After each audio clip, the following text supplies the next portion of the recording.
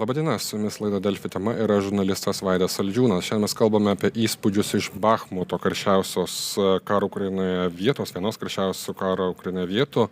Ir mes kalbėsime apie tai, kada prasidės didysis Ukrainos kontrpuolimas, nes Ukraina atsilaikė šitą ilgą žiemą, kovoje prieš Rusiją, bet sunkūs mūšiai Bachmutą tęsiasi.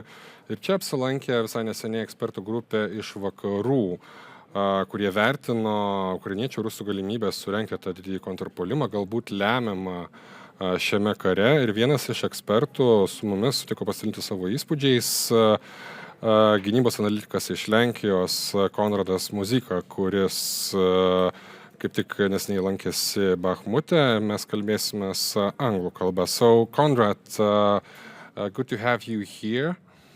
Thank you for the invitation. And I have a first question for you, but before a bit of an introduction for those who may not know you. You are one of those who's been keeping a close eye on Russian forces long before the open Russian invasion in Ukraine on 24th of February 2022.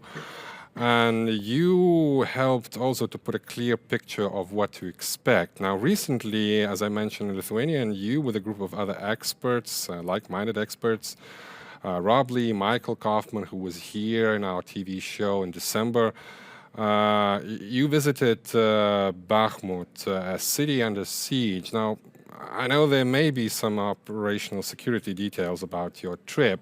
What can you tell us about that? I mean, how did it go along? It's not exactly the place that a lot of people would like to go now, that not exactly the place that Ukrainians would be willing to allow and risk visitors from the West.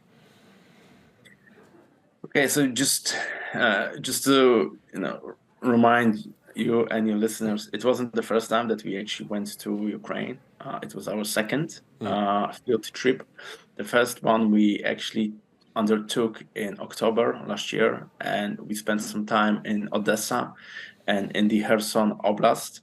We were actually the first Western observers that passed through recently liberated areas in the Kherson Oblast. And essentially the idea is to go to Ukraine and speak to the people, because as you mentioned, I'm an OSINT analyst. I get my data from the internet, but it's something completely different to have data from the internet, and it is something completely different to speak to the people on the ground, when there are no barriers in communications, when there is no signal, no WhatsApp or no Twitter, and they just open up to you in many cases and speak more openly about what is going on in Ukraine, how they fight, how Russians fight, what equipment they need, how they see the war progressing, and so on and so forth. Right. So I think that it is absolutely vital for analysts to go to Ukraine and essentially speak to the people. Yeah, that is pretty much exactly what you wrote after Michael shared, the first picture of you all in Ukraine from this recent trip to Bachmut. That it's important. You wrote it's important such trips are for the understanding of the dynamics of this war, existing capabilities and tactics, and where this war in Ukraine is going for the next few months.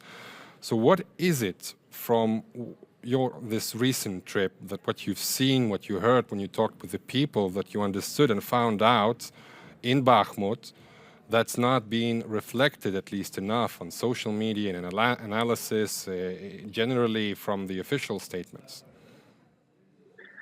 When it comes to Bachmut itself, I think we need to stress that the military purpose for holding the city is probably no longer there, because the Ukrainian narrative was that it is worth to keep the city because it allowed Ukrainians to inflict heavy losses on Russian forces, right? And there was a lot of talk about this casualty ratio. So officially, some sources claim that for every single Ukrainian killed, 5 Russians were also dead. But having been near the front line, it seemed that the ratio is actually much worse for Ukrainians.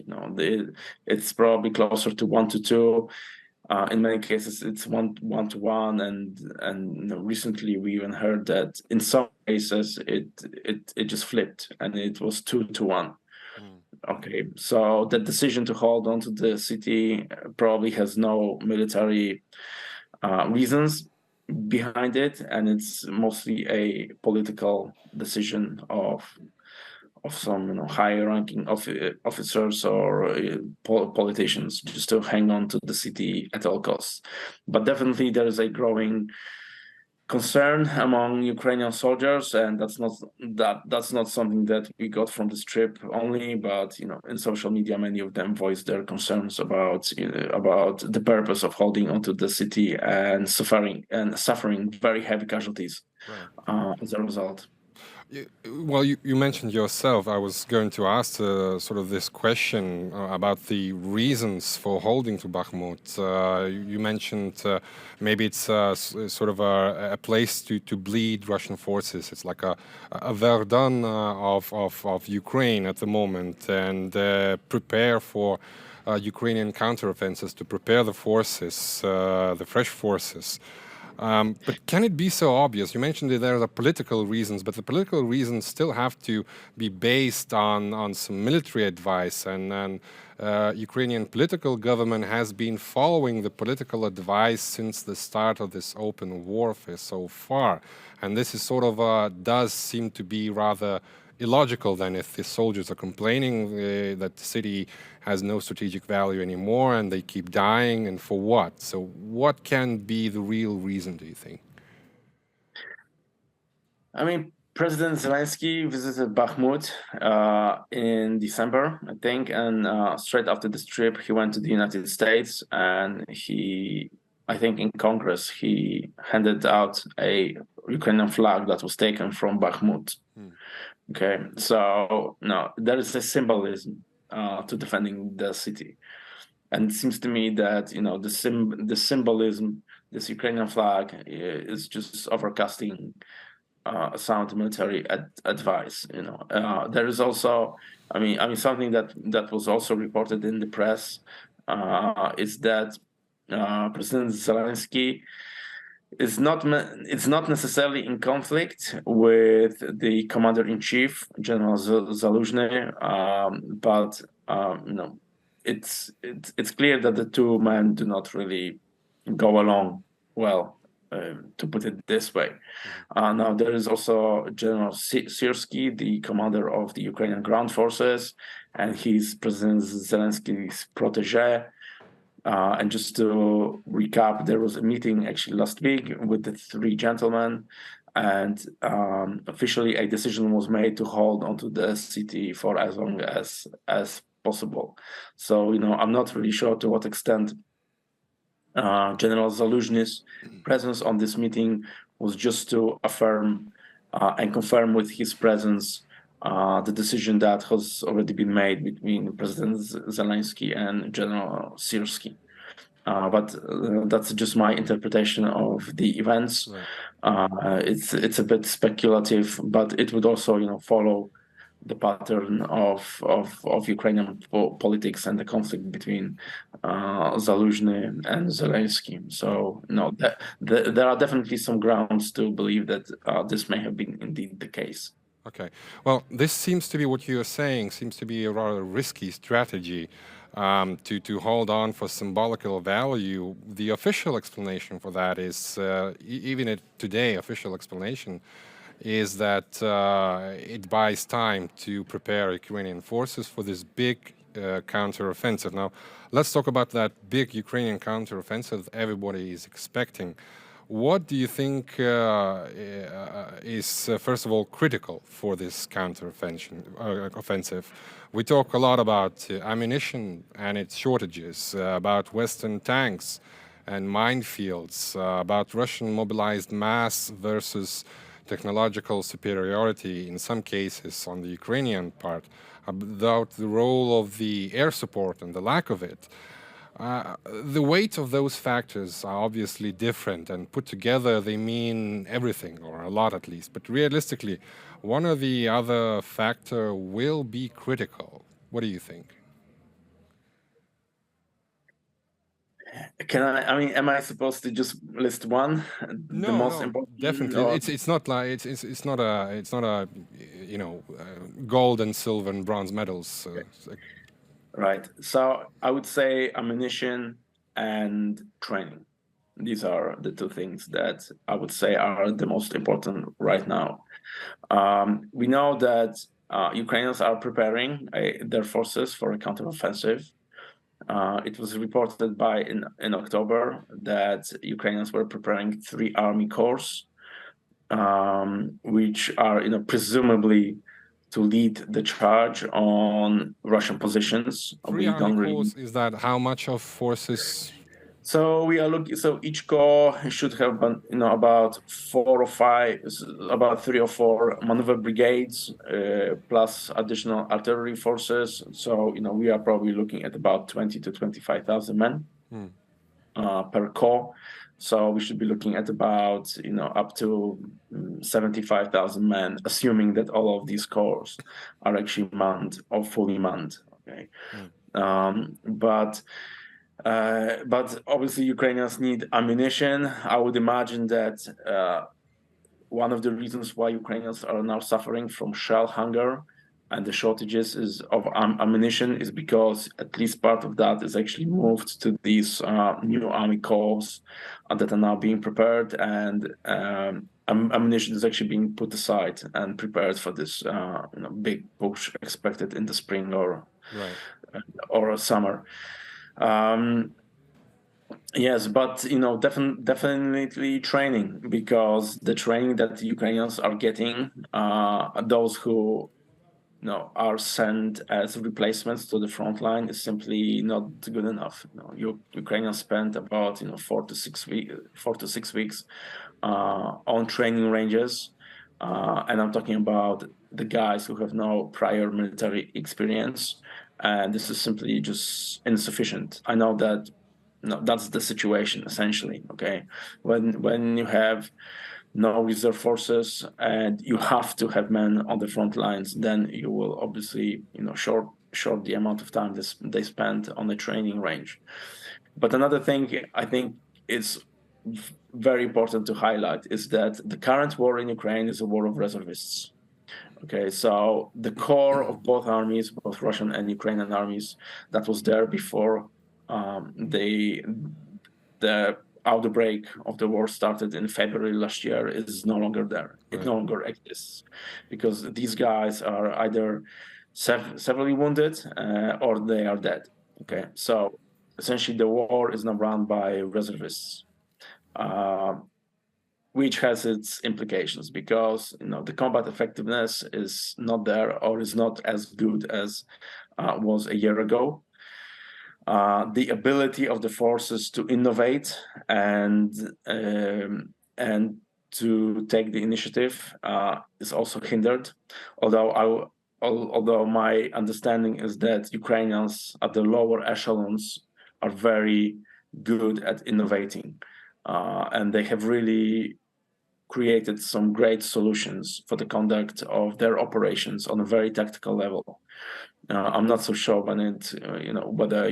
whether Russians are on the same level, but when it comes to Ukrainians, the problem is with pushing these ideas and this decentralized planning from the bottom to the top. And one of the conclusions that we made on this trip to Ukraine was that Ukrainian command and control is increasingly centralized.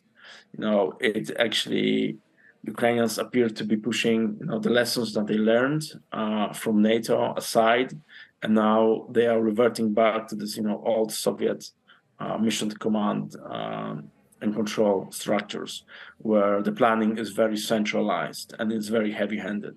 There's actually very little initiative given to commanders at the lower levels, and I don't think that's going to win Ukraine the war. Right. The outcome of this counteroffensive, there's a lot of speculation and hopes about it, but according to you, what is the goal here? A realistic one? Is it a realistic one? Is it overly ambitious, at least in those hopes that, we'll go and take all Crimea back? Or is it a cautious one? What happens if Ukrainians fail? Do you Russians have ability to exploit it? And if Ukrainians, again, as it happened in Kharkiv and Kherson, exceed expectations or confirm those expectations, can Russian regime allow itself the defeat? When it comes to Crimea, I would say that it's a political question, not a military one, because if Ukrainians were to attack Crimea right now, defenses in Crimea would probably fold. There is actually very little Russian military presence in Crimea right now, and Russians do not have forces available for the defense of the peninsula. Okay, so that's first thing. The second one is that Crimea is a part of Russia, whether we like it or not, and I would not at all be surprised if Ukrainians were to enter Crimea, Russia would actually threaten a nuclear strike on Ukrainian forces. Okay, so this is something that we have to bear in mind, keep it on the back of our heads. That's why I think that Crimea is a political issue. Now, I also think that 2023 is going to be deterministic for the future of this war.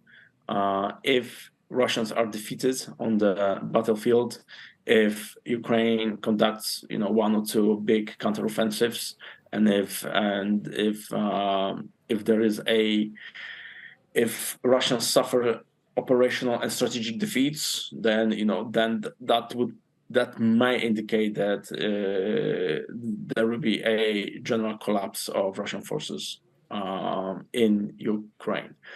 Obviously, this is very contingent on many different factors. We know that the Kremlin is very committed to the war in Ukraine. There's absolutely no indications that they are actually looking to step back from all the demands that they made, or they have made since the start of the war. The objective, at least for now, is to capture the remaining parts of the Donetsk Oblast, of which they now control about 50%. 50-60%.